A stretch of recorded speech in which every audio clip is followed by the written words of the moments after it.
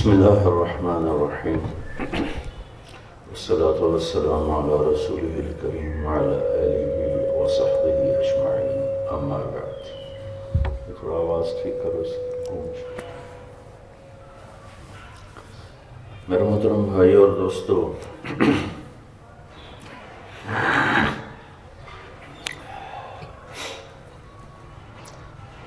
موت پر اگر اللہ راضی ہو چکا ہو تو اسی رب کی قسم موت سے خوبصورت نہ کوئی پیغام ہے، نہ کوئی واقعہ ہے مرنے والے کی. اگر اللہ راضی ہو چکا ہے تو موت اس کے لیے دنیا کا سب سے خوبصورت پیغام ہوتا ہے. ہم دیکھنے والوں کی نظر میں سارا منظر خوفناک ہوتا ہے کہ ایک بولتا ہوا وجود میت بن جاتا ہے. ادھر سانس نکلتا ہے، ادھر اولاد بھی ابا جی کہنا چھوڑ کے میت کہنا شروع کر دیتی. ڈیڈ باڈی کوئی کہتا ہے، کوئی جنازہ کہتا ہے، کوئی میت کہتا ہے، کوئی منجی. ساڑی پنجابی دن منجی چاہو منجی چاہو. وہ ابا جی کہاں گئے، وہ مولانا طارق جمیل کہاں گئے، وہ سب زیرو ہو جاتا ہے. میں یہ عرض کیا کرتا ہوں کہ بڑے سے بڑے عدد کو زیرو سے ضرب دی جائے تو زیرو ہو جاتا ہے. وہ 1 انٹو 0 ہو یا ٹریلین انٹو 0 ہو، وہ زیرو ہوتا ہے. 1 خرب ضرب 0 بھی زیرو ہے اور 1 ضرب 0 بھی زیرو ہے. ایسے ہی میرے بھائیو، کسی بھی انسان کی بلندیاں، ترقی، شہرت، عزت، دولت، سیاست، حکومت، کاروبار، دھندے، سب جب موت سے ضرب کھاتے ہیں تو زیرو ہو جاتے ہیں.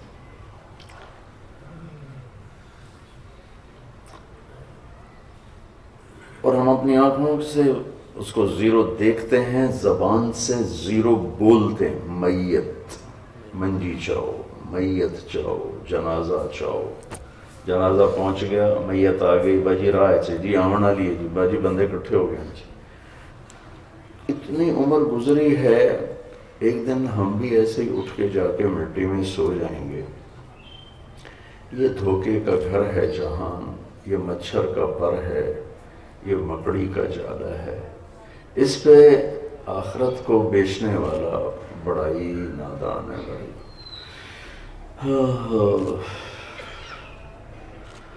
تو ہر شاید زیرو ہو جاتی ہے. ایک عورت سے اس کے خامن نے کہا غصے میں کہہ دیا، تو باپ کے گھر گئی تو تمہیں 3 طلاق. اس نے گھر بچانے کے لیے ماں باپ سے ملنا چھوڑ دیا. باپ فوت ہو گیا. پھر وہ نارد سے جو طلاق مندی تو ہو گئے، پیو نے تو رخصت کرا. وہ پہنچ گیا. عام لوگوں نے کہا طلاق ہو گئی. علماء سے پوچھا تو انہوں نے فرمایا کہ طلاق نہیں ہوئی، کیونکہ اب وہ اپنے باپ کے گھر نہیں گئی، اپنے بھائیوں کے گھر گئی ہے. ابھی جسم بیڈ روم سے نہیں نکلا اور گھر بھائیوں کا ہو گیا، لہذا طلاق نہیں ہوئی. تو اس طرح آدمی زیرو ہو جاتا ہے، سب کچھ چھوڑ دیتا ہے. ہم تو چھوٹے چھوٹے لوگ ہیں. دنیا کا سب سے پہلا فاتح، پہلا سکندر، جس کو دی گریٹ کا ٹائٹل تاریخ نے دیا، خوش آمدیوں نے نہیں دیا، تاریخ نے اس کو دی گریٹ کا ٹائٹل دیا. 32 سال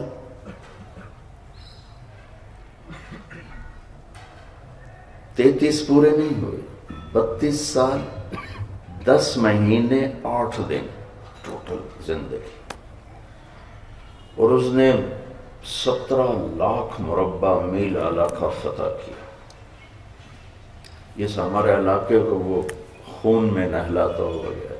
میرا ہوم ڈسٹرکٹ ملتان ہے. یہاں سے تیر لگا جو نکل نہ سکا، تو بڑی مشکل سے اس کو نکالا گیا، کچھ اندر ہی رہ گیا. جب اس نے اسے فتح کیا تو وہاں ہر چمکنے والی آنکھ اس نے ذبح کروا دی، چاہے وہ بلہ تھا، چاہے وہ چوہا تھا، چاہے وہ کتا تھا، چاہے وہ انسان تھا۔ لیکن جب اس نے موت نے اسے جھٹکا دیا، بابل عراق سے ترکی جانا تھا، ترکی سے مقدونیہ جانا تھا، تو زیادہ سے زیادہ اس دور کے لحاظ سے کوئی 1 مہینے کا سفر باقی تھا۔ جب اس کو موت نے جھٹکا دیا تو اس کے آخری الفاظ آپ کو سنانا چاہتا ہوں۔ کوئی ہے جو مجھ سے میری ساری سلطنت لے لے اور مجھے گھر پہنچنے کے لیے چند دن ادھار دے دے۔ گھر میں مرنا چاہتا ہوں، گھر میں مرنا چاہتا ہوں۔ اتنا بڑا بادشاہ بے بسی کی موت اللہ نے دی اور پھر بے نشان کر دی، اس کی قبر کا نشان بھی کوئی نہیں ہے کہاں تھا۔ اجل موت کو کہتے، اجل ہی نے چھوڑا نہ کسرا نہ دارا، اسی سے سکندر صفات بہارا، ہر ایک لے کے کیا کیا نہ حسرت سے دھارا، پڑا رہ گیا سب یوں ہی ٹھاٹھ سارا، جگہ جی لگانے کی دنیا نہیں ہے، یہ عبرت کی جا ہے تماشا نہیں ہے، ملے خاک میں اہل شاں کیسے کیسے، مٹے نامیوں کے نشاں کیسے کیسے، زمین کھا گئی آسماں کیسے کیسے، جگہ جی لگانے کی دنیا نہیں ہے، یہ عبرت کی جا ہے تماشا نہیں ہے۔ لیکن میرے بھائیو، اگر اللہ راضی ہے تو اللہ کی قسم موت سے خوبصورت کوئی تحفہ نہیں ہے۔ حضرت عمر بن عبدالعزیز 42 سال عمر ہے، جوانی، اور 3 بر اعظم پر حکومت، 3 بر اعظم، ہمارے علاقے میں دیپال پور کشمیر تک، ادھر سینیگال چوڑ تک، ادھر جنوبی فرانس تک، اور ادھر استنبول کے دروازوں تک۔ اور یہ واحد بادشاہ ہیں، خلیفہ ہیں، جن کے دور میں کوئی بغاوت نہیں ہوئی۔ باغیوں نے بھی تلواریں پھینک دی کہ بھئی اس بندے نال نہیں لڑنا۔ ان کے عدل و انصاف نے بڑے بڑے باغیوں کی گردنیں جھکا تھی، ان کے باپ دادے سے وہ لڑتے چلے آ رہے تھے، ان کے سامنے تلواریں ڈال دی۔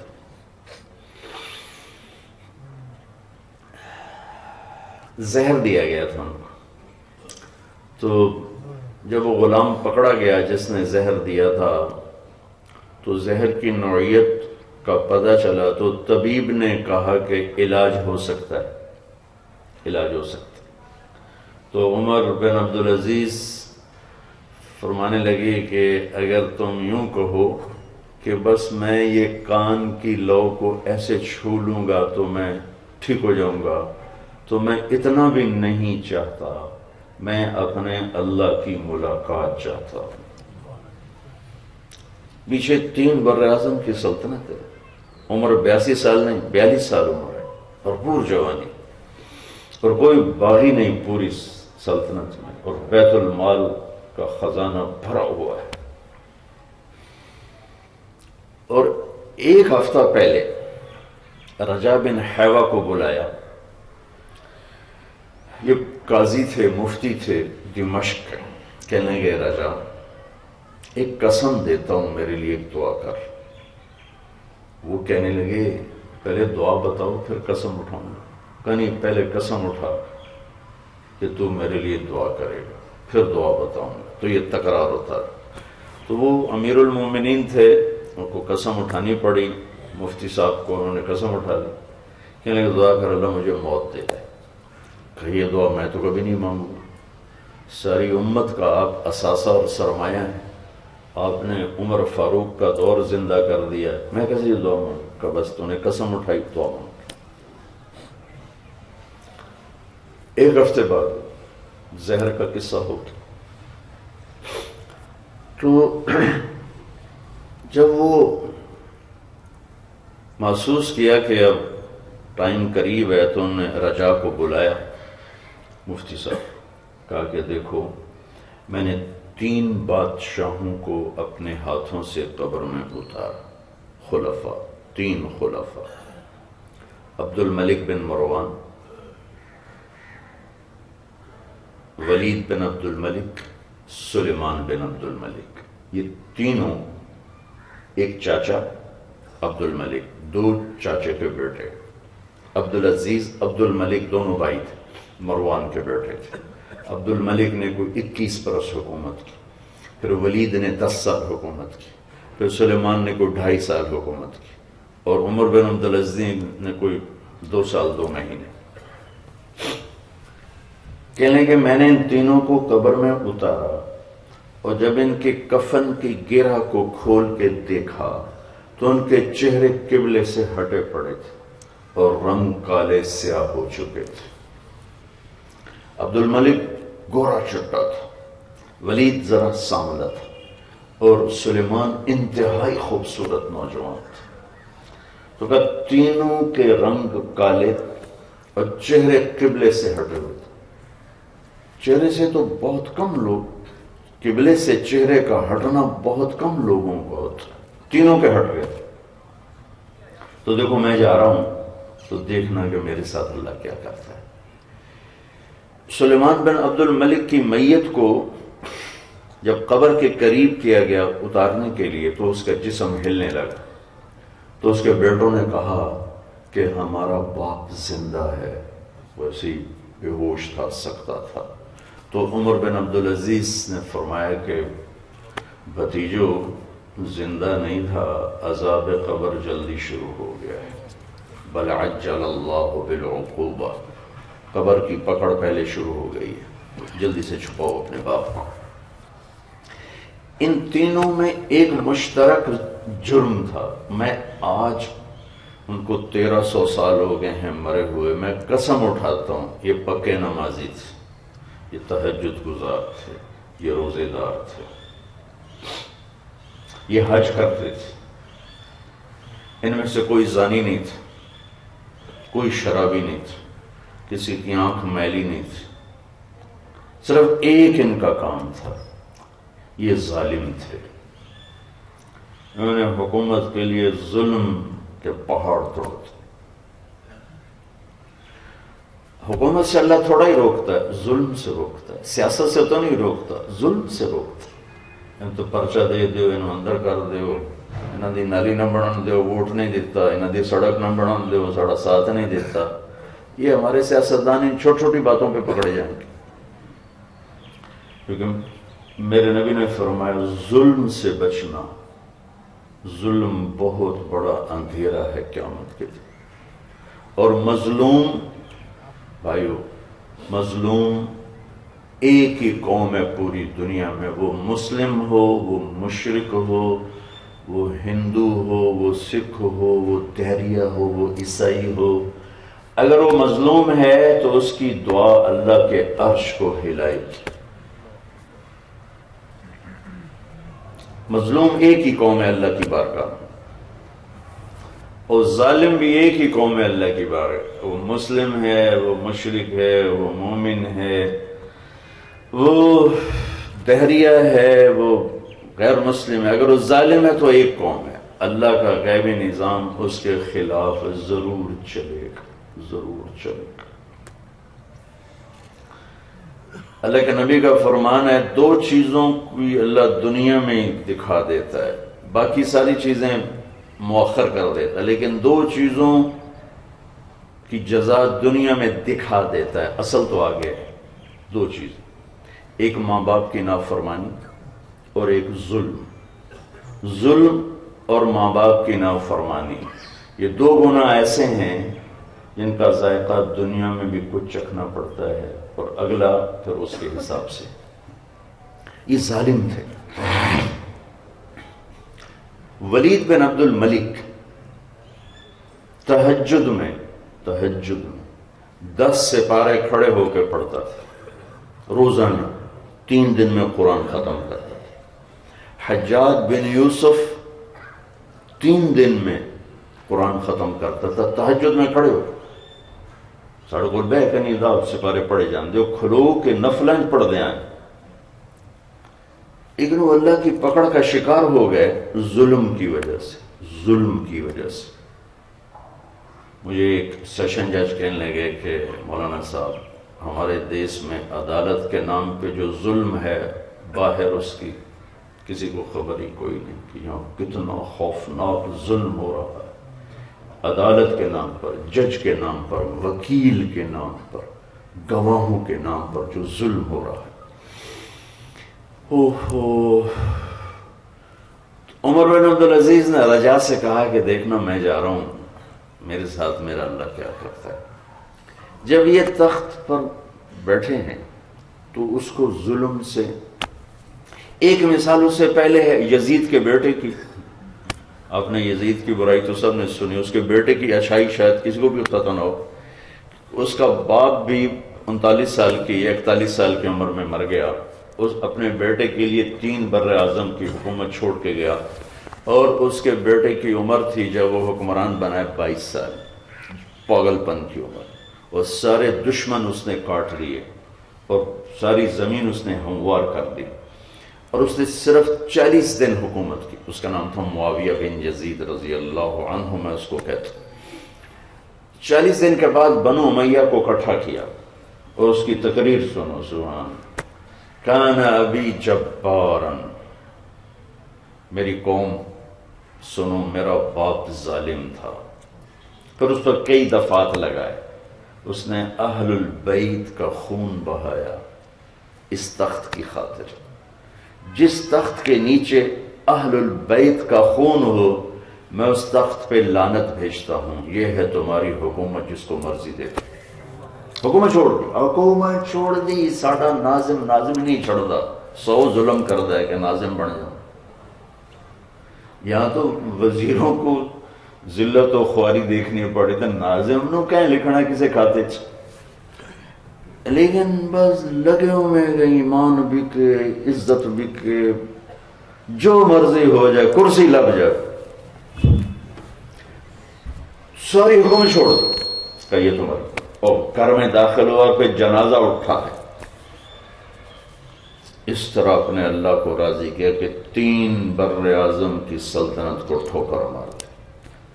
دوسرا عمر بن عبدالعزیز کا واقعہ ہے. ایک ہی خان، شاخ الگ ہو جاتی.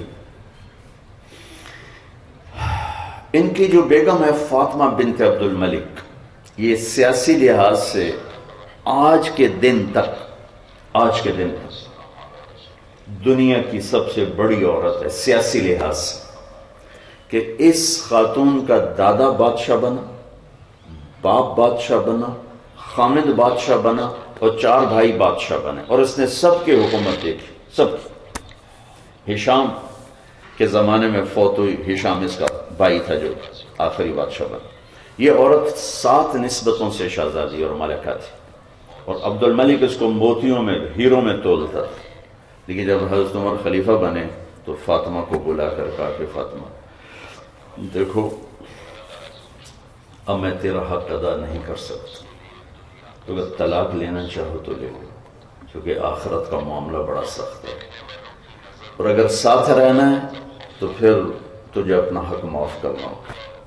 تو فاطمہ نے کہا امیر المومنین، میں نے سکھ کے دن تیرے ساتھ گزارے ہیں، میں مشقت میں تجھے چھوڑ کے کبھی نہیں جاؤں گی، میں تیرے ساتھ ہوں. کہا پھر ٹھیک ہے، جتنا عبد الملک نے تمہیں زیور ڈالا سارا واپس کر. ولید نے، سلیمان نے، بھائی تھے، سارا لے کر بیت المال میں جمع کروایا. جب یہ گورنر مدینہ تھے، گورنر مدینہ، تو 60 اونٹوں پہ ان کا سامان آتا تھا. 60 اونٹوں پہ جب یہ سفر کرتے تھے. جب یہ مر رہے تھے، انتقال فرما رہے تھے، تو ان کے سالے ہیں مسلمہ بن عبد الملک، وہ ملنے آئے حال پوچھنے. تو بہن سے کہا کہ امیر المومنین کا کہ کپڑے میلے ہو چکے ہیں، تبدیل کروا دیں. اگلے دن ملنے آئے تو پھر وہی کپڑے تھے. تو کہنے لگے فاطمہ میں نے کہا تھا کپڑے تبدیل کروا دو، کافی میلے ہو چکے ہیں. تو بہن ان کی رونے لگی کہ کہاں سے تبدیل کراؤں، ایک ہی جوڑا ہے.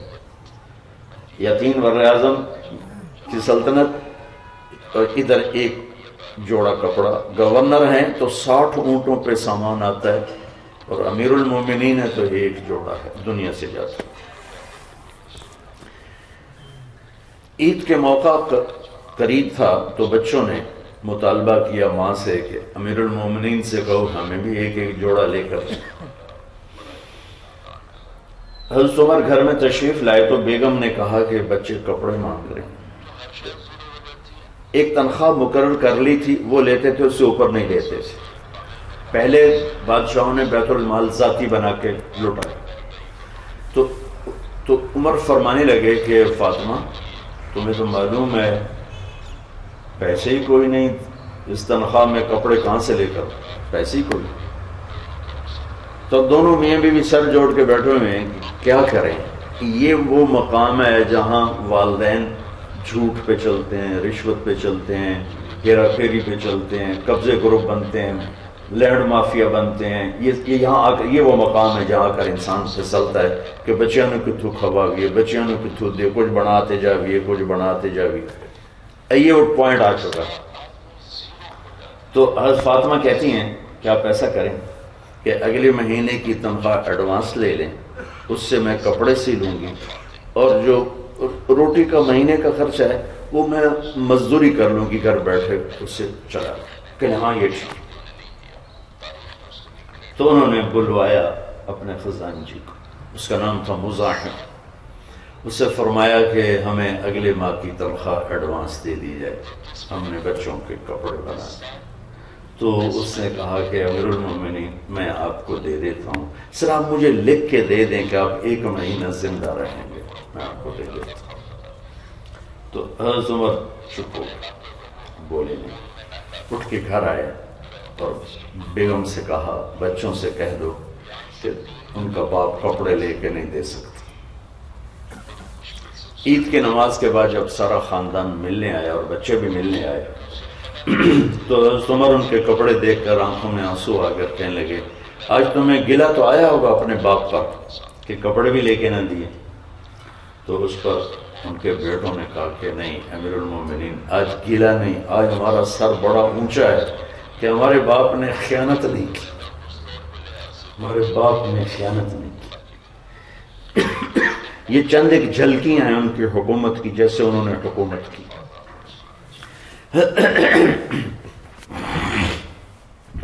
اب اس کا انجام آ رہا ہے۔ اب یہ دنیا سے جا رہے ہیں، انہوں نے رجا کو بلا کے کہا کہ دیکھنا میرے ساتھ کیا ہوتا ہے۔ ان کا انتقال ہو گیا، ان کی میت کو چارپائی کو اٹھا کر قبر کے قریب کیا گیا اتارنے کے لیے، تو ایک ہوا کا ایسے جھونکا ہے، اس میں ایک ایسے پرچہ لہراتا ہوا آہستہ آہستہ آہستہ آہستہ حضرت عمر کے سینے پر آ کے گر گیا۔ تو لوگوں نے لپک کے اٹھایا تو دیکھا تو اس پہ لکھا تھا بسم اللہ الرحمن الرحیم، پہلی سطر۔ دوسری سطر پہ لکھا تھا براءۃ من اللہ لعمر بن عبد العزیز من النار، اللہ نے عمر کو جہنم سے نجات دے دی۔ رسید لے کے دنیا تو گیا، چیک لیتے گیا، ویلا نہیں گیا۔ 3 بر اعظم کا بادشاہ اگر جاتے ہوئے پروانہ لے سکتا ہے تو یہ ہمارے چھوٹے چھوٹے سیاستدان، ہمارا تاجر، ہمارا ریڑھی والا، ہمارا وزیر، ہمارا ملازم، ہمارا دفتر والا، ہماری عورت، ہمارا مرد، اللہ کو راضی اس سے زیادہ آسانی سے کر کے اللہ سے پروانہ لے کے جا سکتا ہے۔ ہر ایک کے لیے تو یہ پروانہ نہیں گرے گا، لیکن موت پہ نظر آ جاتا ہے کہ اللہ راضی ہے یا ناراض۔ تو انہوں نے اس کو ڈال دیا، قبر میں اتارا۔ تو رجا بن حیوہ فرماتے ہیں کہ میں نے ان کی وصیت کے مطابق کفن کی گرہ کو کھول کے دیکھا تو میں نے کیا دیکھا، جیسے 14ویں کا چاند قبر میں اتر آیا، اور چہرہ مبارک قبلے کی طرف فٹ تھا، اور ایسے جیسے 14ویں کا چاند، نورانی روشن چہرہ۔ بھائیو، جانے والے سے کوئی نہیں پوچھتا ہے کہ ٹھہرو گے کہ جاؤ گے۔ صرف ایک ہستی دنیا میں آئے جن سے اللہ نے پوچھا، جن سے اجازت چاہی، پھر یہ فیصلہ ہوا۔ وہ ہیں جناب رسول اللہ صلی اللہ تعالی علیہ وسلم۔ باقی کون کسی سے پوچھتا ہے؟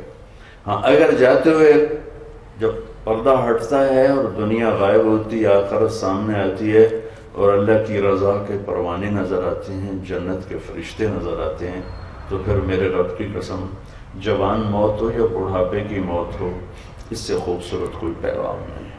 لیکن پردہ ہٹنے پر جہنم کے فرشتے نظر آئیں اور اللہ کی غضب کی خبریں ملیں، تو پھر موت سے خوفناک انجام کوئی نہیں ہے۔ یہ انتہائی خوفناک، انتہائی دردناک کہانی ہے۔ پھر موت سے ایک دردناک کہانی شروع ہوتی ہے، پھر پتہ نہیں کہاں جا کے وہ ختم ہوتی۔ تو بھائیو، اس مسافر خانے سے ہر ایک گیا ہے جس کے ساتھ اللہ نے سب سے زیادہ پیار کیا، جن کو اس وقت وجود دیا جب کائنات کا ایک ذرہ وجود میں نہ تھا۔ ابو ہریرہ رضی اللہ تعالیٰ عنہ نے پوچھا، یا رسول اللہ متى وجبت لک النبوہ، آپ کب نبی بنے تھے؟ اس کا جواب ہے 40 سال کی عمر، یا کتابی جواب حساب کتاب کر کے جو محدثین نے لکھا ہے 40 سال 6 مہینے 10 دن، اور یہ فگر ہے چاند کے مہینوں کے لحاظ سے، انگریزی مہینوں کے لحاظ سے نہیں، چاند کے مہینوں کے لحاظ سے آپ کی عمر مبارک جب 40 سال 6 ماہ 10 دن 21 رمضان پیر کی رات، یہ ڈیٹیل ہے۔ تو ڈیٹیل بتانے کی تو اس وقت ضرورت نہیں تھی، اتنا آپ فرماتے ابو ہریرہ 40 سال کی عمر میں اللہ نے مجھے نبی بنا دیا۔ لیکن ہمارے نبی نے کیا جواب دیا کہ ابو ہریرہ کنت نبیا وان آدم بین الروح والجسد، ابھی آدم کی کہانی شروع نہیں ہوئی تھی اور اللہ مجھے نبی بنا چکے تھے۔ کب بنایا تھا تو اللہ کو پتا کب بنایا تھا، لیکن میں 2 حدیثیں جوڑ کے آپ کو بتاتا ہوں، وقت پھر بھی متعین نہیں۔ ایک حدیث میں آتا ہے اللہ نے میرے 10 نام رکھے ہیں، میں محمد، احمد، ماحی، حاشر، عاقب، فاتح، خاتم، ابو القاسم، طہ، یاسین، 10 نام۔ اب قرآن میں جائیں تو شاہد، مبشر، نذیر، داعی اللہ، سراج منیر، عزیز، حریص، رؤوف، رحیم، مزمل، مدثر، طہ، یاسین پہلے آ گئے۔ تو میرے رب نے میرے 10 نام رکھے ہیں، اس میں ایک نام آخری ہے یاسین۔ تو میرے نبی نے فرمایا کہ اللہ نے پیدائش کائنات، آدم نہیں کائنات، پیدائش کائنات، اور کائنات کی پیدائش کی ہمارے پاس کوئی خبر نہیں ہے کب ہوئی۔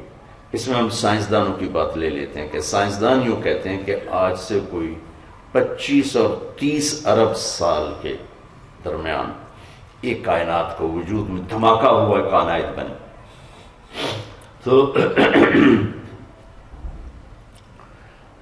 تو اسی کو لے لو، 25، 26، 27، 28، 29، 30 ارب سال پہلے اللہ تعالیٰ نے، میرے نبی نے فرمایا اس پیدائش کائنات سے بھی 1000 سال پہلے اللہ نے سورہ یاسین کی تلاوت فرمائی۔ سورہ یاسین کی تلاوت، سورہ یاسین کو قرآن کا دل کہا جاتا ہے، اور ابتدائی 3 جملوں کی وجہ سے کہا جاتا ہے، ورنہ باقی مضامین سارے مشترک ہیں، لیکن یہ پہلے 3 جملے پورے قرآن میں اور کہیں نہیں۔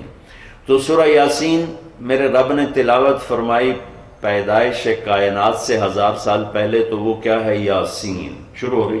وہ میرے 10 ناموں میں سے آخری نام اللہ کے نبی نے کیا فرمایا؟ یاسین۔ تو میرے اللہ نے کہا یاسین والقرآن الحکیم انک لمن المرسلین، اور چوتھا بھی ملا ہے علی صراط مستقیم، 4 جملے ہیں۔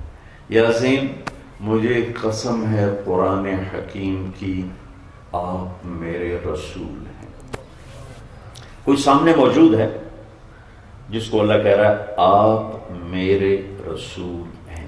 اگر سامنے موجود نہ ہوتے اور آنے والے وقتوں کی خبر دی جا رہی ہوتی تو پھر قرآن کا لفظ ہوتا انہو لمن المرسلین، وہ جو ہیں، وہ ابھی ہیں نہیں، وہ جو ہیں جو آئیں گے، وہ میرے رسول ہیں. لیکن اللہ یوں کہہ رہا ہے انکا آپ، جس میں آپ میں بات کروں آپ لوگ، آپ بھائی، چونکہ آپ میرے سامنے بیٹھے ہیں تو میں آپ کہہ رہا ہوں، سامنے موجود ہیں تو وہ کہتے وہ تو میرے رب نے اپنے حبیب کو اس وقت وجود دیا جب کائنات کا کوئی تذکرہ نہیں تھا، اور پھر قسم اٹھائی کہ آپ میرے رسول ہیں اور آپ صراط مستقیم پر ہیں. پیدائش وہاں سے، ظہور بعد میں ہوا. آدم اور حوا کا نکاح ہوا جنت میں. اللہ تعالیٰ نے فرمایا کہ آدم حوا کا مہر ادا کرو. کہنے لگے کیا ادا کرو؟ تو جنت آئی نا، تو سونے دے تو ٹھیکے لگے پہ ہیں. اللہ تعالیٰ دا 10 من سونا چاہتے تھے، قدمہ تے رکھ دے. تو میرے رب نے کہا کہ آدم حوا کا مہر ادا کرو. کہا جی کیا ادا کروں؟ کہ تیری نسل میں میرا آخری نبی آ رہا ہے، اس پہ ایک دفعہ درود پڑھ دے، یہ اس کا مہر. اس کو مہر بتائے کہ یہ مہر ہے. ابھی تو آنے میں کتنے ہزاروں سال پڑے ہوئے، لیکن خبریں پہلے دی جا رہی ہیں. اتنی بڑی ہستی. موسیٰ علیہ السلام نے کہا یا اللہ تعالیٰ دیدار کرنا ہے. ارے نہیں، انظر الیک. موسیٰ نہیں، لن ترانی، ممکن نہیں. کہ نہیں ہے میں تھوڑا جائے. موسیٰ علیہ السلام لاڈلے نبی تھے، اللہ سے ضد کر لیتے تھے. یہ ہمارے نبی نے فرمایا کہ موسیٰ علیہ السلام لاڈلے نبی تھے، اللہ سے بھی ضد کر لیا کرتے تھے کہ نہیں یار تھوڑا، نہیں یا اللہ تھوڑا تو بھی کھا. اچھا چلو میں پہاڑ پہ تجلی ڈالتا ہوں، وہ سہ گیا تم ہی سہ جانے گا. فلما تجلی ربہ للجبل جعلہ دکا وخر موسیٰ صعقا. جب پہاڑ پہ تجلی پڑی تو پہاڑ بن گیا ریت، اور موسیٰ علیہ السلام بے ہوش ہو گئے. ہوش میں آیا تھا کہ نہیں مانگتا. اور اپنے حبیب کو اٹھایا، کوئی خلائی لباس نہیں پہنایا. پہلا آسمان آدم علیہ السلام کا استقبال، دوسرا آسمان یحییٰ زکریا عیسیٰ علیہ السلام نے استقبال کیا، تیسرا آسمان یوسف علیہ السلام کھڑے تھے، چوتھے آسمان پہ ادریس کھڑے تھے علیہ السلام، پانچویں پر ہارون علیہ السلام کھڑے تھے، چھٹے پر موسیٰ علیہ السلام کھڑے تھے، ساتویں پر ابراہیم علیہ السلام کھڑے تھے. سدرۃ المنتہا پہ پہنچ کے جبریل بولا کہ بس ہوں اگوں میرے کول ویزا کوئی نہیں. آج کی زبان میں نا، میرے کول ویزا کوئی نہیں، میں آگے نہیں جا سکتا. باؤنڈری، مخلوق کی باؤنڈری یہاں ختم ہے، آگے مخلوق نہیں جا سکتی. میں کتنا بھی اوپر گیا تو جل کے راکھ ہو جاؤں گا، لہذا آگے میری مجال نہیں، یعنی میرے کول ویزا کوئی نہیں. اوپر اللہ تعالیٰ کیسے لے کر گئے وہ اللہ جانتا، اللہ کا حبیب جانتا ہے. وہاں سے عرش ہے، پہلی دفعہ عرش پر کسی کا قدم پڑا ہے. اوپر میرے اللہ کے نورانی حجاب ہیں. اللہ نے سارے پردے ہٹا کر اپنا آپ ظاہر کر کے کہا السلام علیکہ ایھا النبی، اے میرے نبی آپ کا رب آپ کو سلام پیش کرتا. وہ کتنی بڑی ہستی ہے جو ان آنکھوں سے دیکھیں، پھر سینے میں اس کو سمولیں، پھر ہوش و حواس کے ساتھ گفتگو ہو رہی ہو. کیا پرواز ہے، کیا بلندی ہے.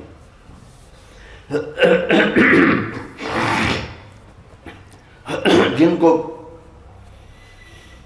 کو نسب پیدائش ہر لحاظ سے، میرے نبی نے فرمایا میرے اللہ نے ساری آدم کی نسل سے عربوں کو چھانٹا، پھر عرب کی نسل سے مضر کو چھانٹا، پھر مضر کی نسل سے قریش کو چھانٹا، پھر قریش کی نسل میں سے ہاشم کو چھانٹا، پھر ہاشم کی نسل سے اللہ نے میرا انتخاب کیا.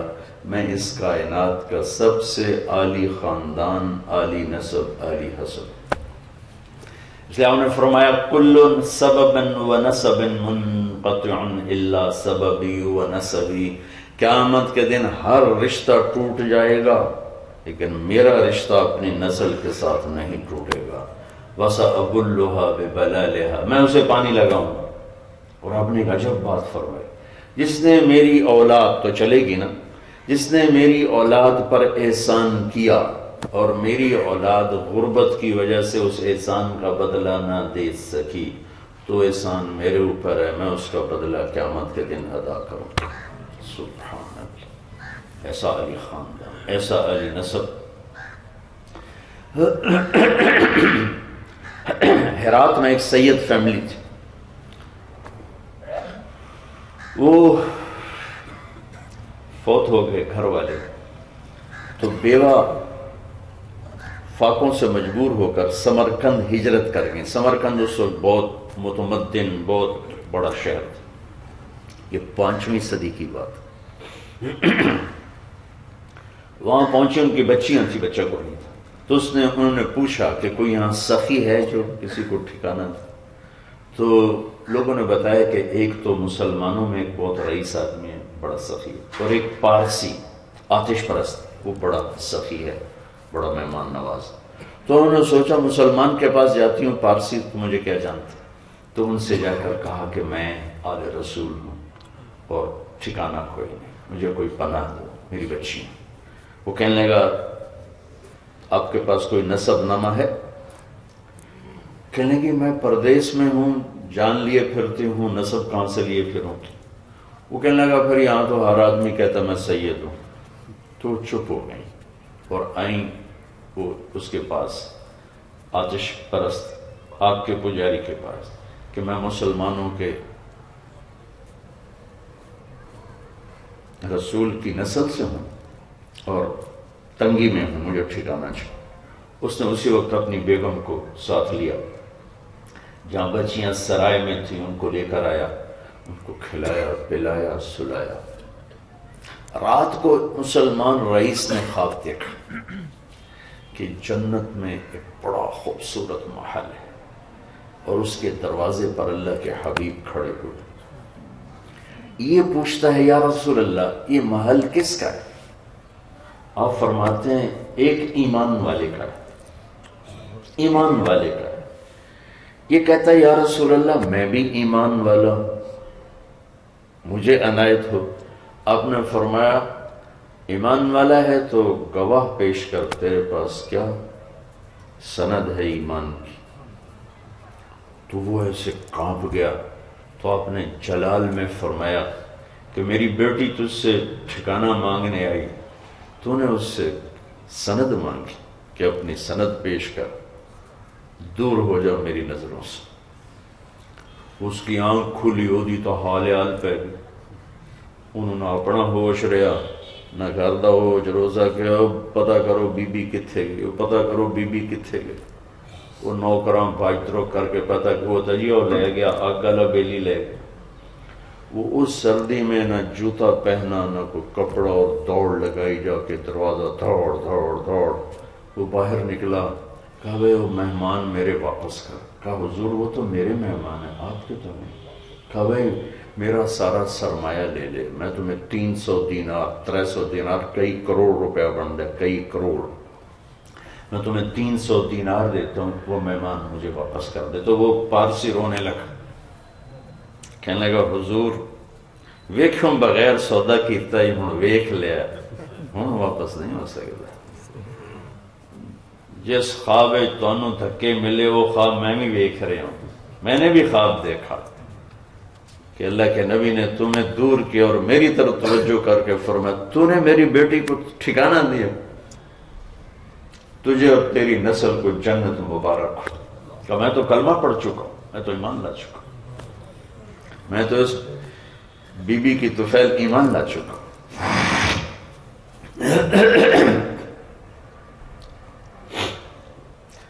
سب سے عالی خاندان، کسی نبی کا نسب آدم علیہ السلام تک محفوظ نہیں، واحد ہستی ہیں جن کا نسب آدم علیہ السلام تک جاتا ہے۔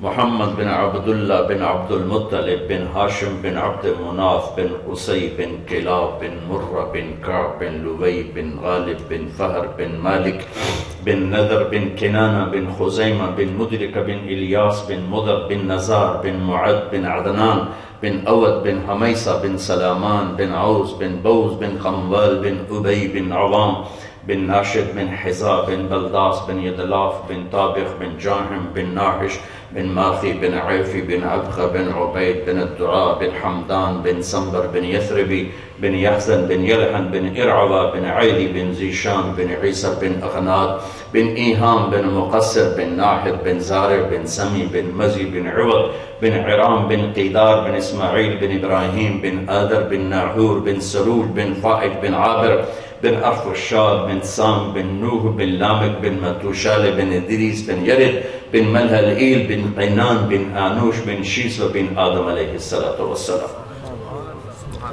یہ واحد ہستی ہیں جن کا نسب آدم تک جاتا ہے. لیکن بھائیو جانا ہی پڑا, انہیں بھی موت کا پیالہ پینا ہی پڑا, لیکن بڑے پروٹوکول کے ساتھ, بڑے پروٹوکول کے ساتھ. 12 ربیع الاول 7 جون 11 ہجری 633 عیسوی جبریل تشریف لائے اور آ کر کھڑے ہو کے آپ نے فرمایا کیا ہو؟ کہا جی ملک الموت باہر ہے, اندر آنے کی اجازت چاہتے.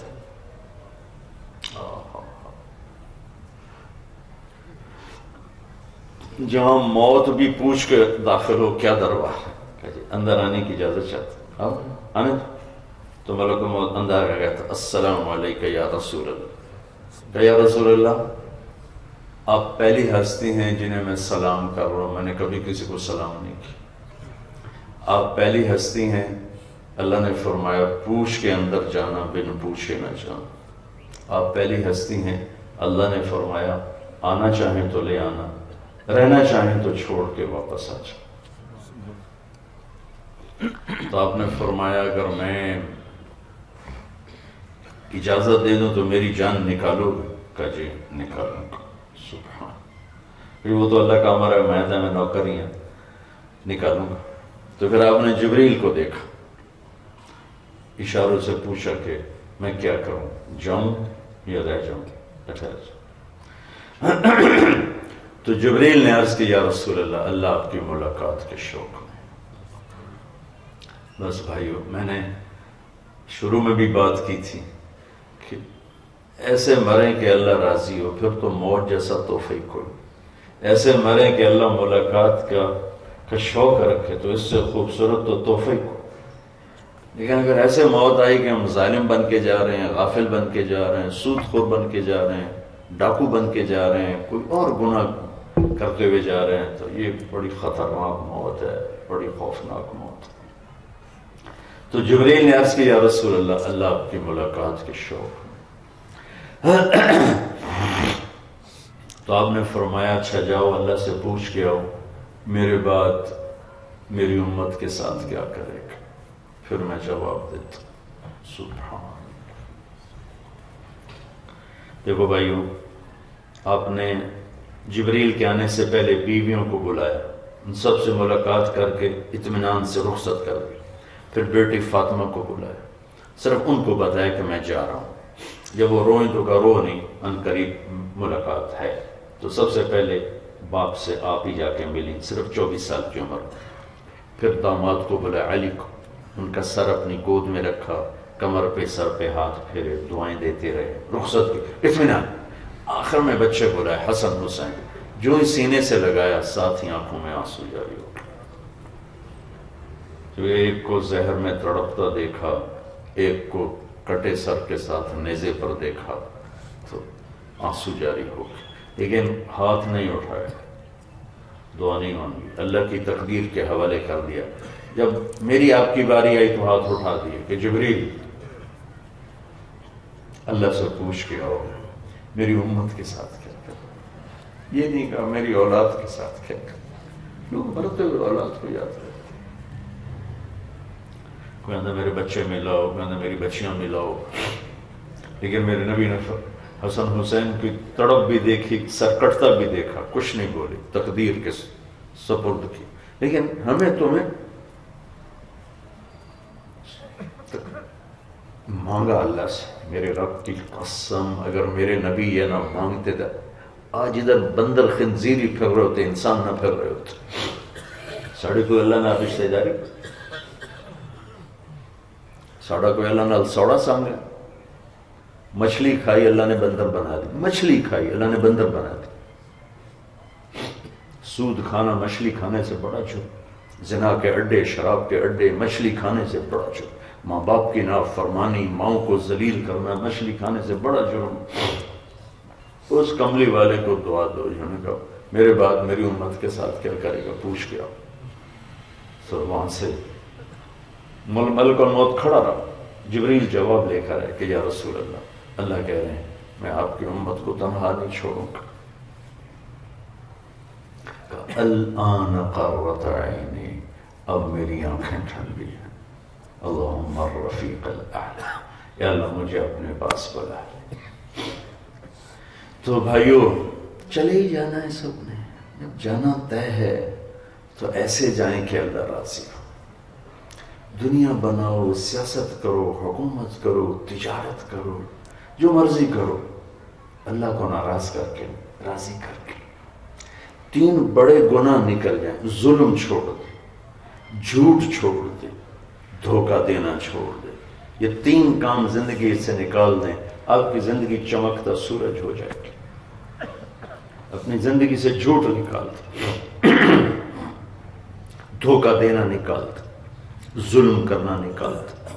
میرے نبی نے فرمایا میں اپنے امتی سے ہر گناہ کی توقع رکھتا ہوں. انسان ہے 2 کی نہیں رکھتا، 2 کی نہیں رکھتا کہ ایک جھوٹ کبھی نہیں بولے گا، ایک دھوکہ کبھی نہیں دے گا.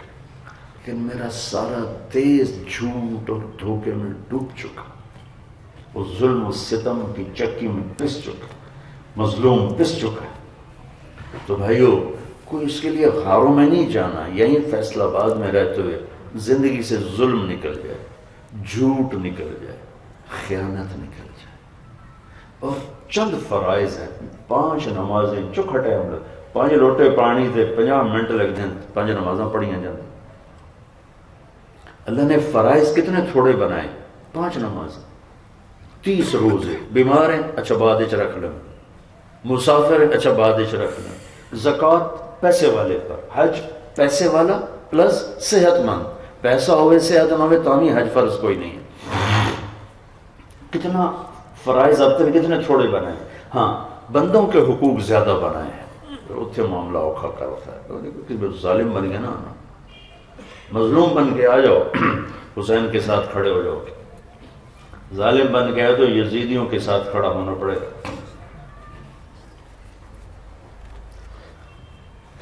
جھوٹ چھوڑ دے، بددیانتی چھوڑ دے، ظلم چھوڑ دے. سچائی ہو، ہمارے ماتھے کا جھومر ہے سچائی. سچ ہو، دیانتداری ہو، ظلم نہ ہو. تو پھر تو موت خوبصورت پیغام ہے. اور آخری بات ہے امت بن کے رہو، فرقوں میں بٹ کے نہ رہو. امت بن کے رہو، فرقوں میں بٹ کے نہ رہو. اتنا دہشت گردی کی تباہی نہیں جتنا فرقہ واریت کی تباہی. اتنا دہشت گردی سے ملک تباہ نہیں ہو رہا جتنا فرقہ واریت سے تباہ ہو رہا ہے. کہ ایک دوسرے کو سلام کرنا چھوڑ چکے ہیں، ایک دوسرے کے جنازے پڑھنا چھوڑ چکے ہیں، ایک دوسرے کے پیچھے نمازیں پڑھنا چھوڑ چکے ہیں. حتیٰ کہ بیت اللہ میں جا کے نماز نہیں پڑھتے کہ نہ دے پیچھے ساڑی نماز نہیں ہوندی. اتنا ظلم تو نہ کر. جو مکئی دین کوئی نہیں تو وقت کتھے. جو میرے نبی کے مصلے پر اگر ایسا آدمی کھڑا ہوا جن کے پیچھے نماز نہیں، کچھ تو اپنی عقل استعمال کرو. ممبر پہ ہر بیٹھنے والا صحیح نہیں بول رہا. میرے دیس کا یہ ناسور ہے کہ میرے دیس کا ممبر بھی بک چکا ہے. سارے نہیں، 5 انگلیاں برابر نہیں ہیں، 5 انگلیاں برابر نہیں، 5 انگلیاں برابر نہیں ہیں. اللہ کے نیک بندے ہیں تو ہمارا دیس آباد ہے، دنیا آباد ہے. لیکن آگ بھڑک رہی ہے، بھڑک رہی ہے. میں پچھلے 15 سال سے اس کو بول رہا ہوں، ارے بھائیو امت بنو. اپنے عقیدے کو اپنے سینے میں رکھو، اسے اپنے سینے سے لگا کے رکھو، لیکن اوروں کے لیے نرم گوشہ پیدا کرو، اوروں کے لیے محبت کا پہلو رکھو. اپنے اوپر کوئی لیبل نہ لگاؤ سوائے امتی کے کہ ہم امتی ہیں، ہم اللہ کے نبی کے امتی ہیں. آگے میری یہ سوچ ہے، میرا یہ عمل ہے، میرا یہ ٹھیک، مبارک، اللہ کی جنت بہت بڑی ہے۔ میرے نبی کا فرمان ہے ایک دن اللہ تعالیٰ ایسا آنے والا ہے کہ اللہ فرمائے گا کہ جس نے مجھے زندگی میں ایک دفعہ بھی یاد کیا ہو، اللہ پکارا، اس کو بھی جہنم سے نکال کے جنت میں ڈال دو۔ وہ اللہ ہے، وہ دنیا کا بادشاہ نہیں ہے۔ اس کے ہاں معافی کا دروازہ بے حد چوڑا ہے، بندی نہیں ہوتا کیا تم معافی مانگو اس سے۔ ساری دنیا گناہوں سے بھرنا تو بڑا چھوٹا یا کام ہے۔ میرا رب کہتا ہے اتنے گناہ کر کے زمین پہ رکھ اور پھر تہ لگا، اور تہ لگا کے آسمان کی چھت تک پہنچا دے اپنے گناہ۔ کوئی کر سکتا ہے اتنا گناہ؟ کسی کو ہے طاقت؟ لیکن میرا رب کہتا ہے ایک مرد ایک عورت اتنے کرے کہ آسمان کی چھت کو لگا دے، پھر صرف ایک دفعہ کہے اللہ معاف کر تو میں سارے ہی معاف کر دوں، ولا ابالی، کہ میں نے پرواہی کوئی، میں نے پرواہی کوئی۔ اب بھائی اتنا ذہن تنگ ہو چکے، بس اسی جنتی ہیں باقی ساری دوست کی، صرف اسی سچے ہیں باقی ساری جھوٹ ہیں، صرف اسی ہدایت ہے باقی سارے بے ہدایت ہے۔ اتنے کریم رب سے واسطہ ہو اور اتنے مہربان رسول بیچ میں سفارشی ہوں تو بھائیو نا امید ہونے کی کیا بات ہے۔ گناہ ہو جائے توبہ کر، اور یہ بہت بڑا گناہ ہے فرقہ واریت، ظلم و ستم کی انتہا ہے فرقہ واریت۔ امت بن کے چلو، اللہ کے واسطے امت بن کے چلو۔ یہ آگ شیطان بھڑکانے پہ لگا ہوا ہے، ہم اس کو بجھائیں، ہم اس کو بجھائیں، ہم اس کو بجھائیں۔ اب میں ہاتھ جوڑنا، قرآن خود پڑھو، قرآن پڑھو تاکہ تمہیں پتہ چلے اللہ کیا کہہ رہا ہے۔ میرے نبی کی زندگی پڑھو تاکہ تمہیں پتہ چلے کہ اللہ کے نبی کیا فرما رہے ہیں۔ ہر ممبر پہ بیٹھنے والے کے پاس علم نہیں ہے، جو مقرر بنتا ہے وہ بھی علامہ بن جاتا ہے۔ اکثریت جاہل پیر ہیں، وراثتی پیر ہیں، اکثریت، میں سب کے نہیں کہہ رہا ہوں، اکثریت وراثتی پیر ہیں، کچھ پتہ نہیں۔ ممبر پہ بیٹھنے والے خطیب ہیں، علم جن کے پاس علم ہے وہ آج بھی اعتدال کے ساتھ چل رہے ہیں۔ وہ بریلوی ہوں، دیوبندی ہوں، سنی ہوں، شیعہ ہوں، جن کے پاس علم ہے ان میں آج بھی اعتدال ہے۔ بھائیو میں ہاتھ جوڑتا ہوں، اس آگ سے نکلو، اللہ کے واسطے نکلو، امت بن کے چلو، امت بن کے چلو۔ میرے نبی نے عبداللہ بن ابی جیسے کا جنازہ پڑھا تھا، منافق، سردار منافقین کا جنازہ پڑھا دیا اس کا۔ حضرت عمر کھڑے بھی یا رسول اللہ تو منافق ہے کیوں پڑھا ہے؟ تو عمر پیچھے ہٹ جا، میرے اللہ نے مجھے یہ نہیں کہا کہ نہ پڑھ، مجھے کہا ہے پڑھ یا نہ پڑھ میں معاف نہیں کروں گا، میں پڑھتا ہوں شاید معافی ہو جائے۔ تو نبیوں میں رحمت لگا پانے والا، مرادیں غریبوں کی بدلانے والا، بندش کے دل میں گھر کرنے والا، غریبوں کا والی، یتیموں کا مولا۔ تو نیت کرتے نا سارے بھائی کہ امت بن کے چلیں گے، ٹھیک ہے نا؟ اور بھائی اگر کسی سے لڑے ہوئے ہو صلح کر لو، یہ دنیا لڑنے کی نہیں ہے، صلح کی جگہ ہے۔ کسی بھی وجہ سے لڑائی ہے نا، اٹھ کے صلح کر لو، معاف کر دو، معافی مانگ لو، معاف کر دو، معافی مانگ لو، اللہ بہت خوش ہو جائے گا، بہت ہی خوش ہو جائے گا۔ اور اللہ کبھی موقع دے تبلیغ میں وقت لگانا، یہ بڑا خوبصورت کام اللہ نے دیا امت کو۔ اللہ نے مجھے ساری دنیا پھرائی ہے اس تبلیغ کے ساتھ، اس سے خوبصورت محنت اس وقت اور کوئی نظر نہیں آتی، جس میں اپنا پیسہ لگتا ہے، اپنی جان لگتی، اور اللہ کا پیغام سناتے ہیں، دین پہنچاتے ہیں، فرقہ نہیں بناتے، دین پہنچاتے ہیں کہ میرا اللہ، میرا نبی، آخرت، عبادات، اعمال، اخلاق۔ اللہ موقع دے ٹائم لگانا، بہت فائدہ ہوگا، بہت فائدہ ہوگا۔ اور اپنی زندگی میں سچ، دیانت، انصاف، تین چیزیں زندہ کرو، موج کرو، موت پیغام بن جائے گا۔ اب ایک دفعہ سورۃ فاتحہ پڑھو اور 3 دفعہ سورہ اخلاص پڑھو، اور اس کے بعد انشاءاللہ ہم دعا کرتے ہیں۔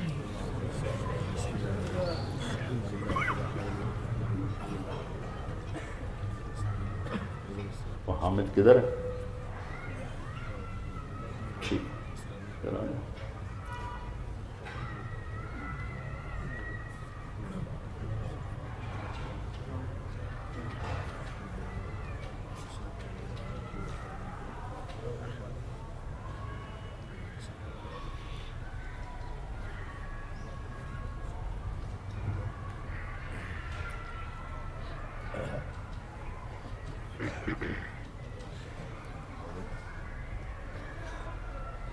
درود شریف پڑھو.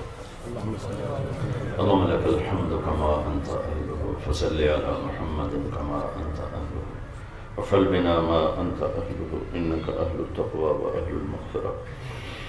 اللهم اغفر له وارحمه وتجاوز عنه وأبدله دارا خيرا من داره ومالا خيرا من ماله وأهلا خيرا من أهله ونقه من الخطايا كما ينقى الثوب الأبيض من الدنس وباعد بينه وبين خطاياه كما باعدت بين المشرق والمغرب. اللهم اغسله بالماء والثلج والبرد. اللهم اغفر له ما تقدم من ذنبه وما تأخر وما أسر وما أعلن وما أنت أعلم به منه. یا اللہ تیرا بندہ عبدالرشید اپنے پوری زندگی گزار کے اپنی نیکیوں کے ساتھ اپنی خطاؤں کے ساتھ تیری بارگاہ میں پہنچ چکا ہے. یا اللہ ہم سب نے ان کی بخشش کے لیے ہاتھ اٹھائے ہیں. ان کے گناہوں کو معاف فرما, ان کی قبر کو جنت کا باغ بنا. یا اللہ ان کے اگلے پچھلے نئے پرانے کبیرہ صغیرہ سارے گناہ معاف فرما. یا اللہ جب 40 آدمی کسی ایمان والے کے لیے ہاتھ اٹھاتے ہیں تو تو معاف فرماتا ہے. یا اللہ یہاں تو بہت مجمع جمع ہے, ان کے لیے دعا میں ہے. یا اللہ مستورات بھی, مرد بھی, بڑے بھی, چھوٹے بھی, یا اللہ ہم سب کی سفارش ان کے حق میں قبول فرما. جنت الفردوس مقام نصیب فرما. زندگی میں جو خطائیں ہوئیں اپنے محبوب کے آنسوؤں کے صدقے معاف فرما, اور جو نیکی وجود میں آئی یا اللہ اسے قبول فرما کر اپنے محبوب کے آنسوؤں کے صدقے میں انہیں جنت الفردوس نصیب فرما. یا اللہ جتنے بھی تیرے حبیب کی امت کے اہل ایمان مرد عورت اس دنیا سے چلے گئے, یا اللہ ان کے درجے بلند فرما, ان کی قبروں کو ٹھنڈا فرما. اور یا اللہ جب ہمارے جانے کا وقت آئے تو ہماری واپسی بھی ایمان کے ساتھ واپسی فرما, سلامتی والی واپسی فرما, عافیت والی واپسی مقدر فرما. دکھ درد کی موت سے بچا, ہسپتالوں کی موت سے بچا. یا اللہ عافیت, سلامتی, ایمان کے کمال کے ساتھ جب ہمارے جانے کا وقت ہے تو ہم سے راضی ہو چکا ہو. یا اللہ ہماری زندگی کا بہترین عمل آخری بنا دے, ہماری زندگی کے بہترین دن آخری بنا دے, ہماری زندگی کا بہترین وقت اپنی ملاقات کا وقت بنا دے.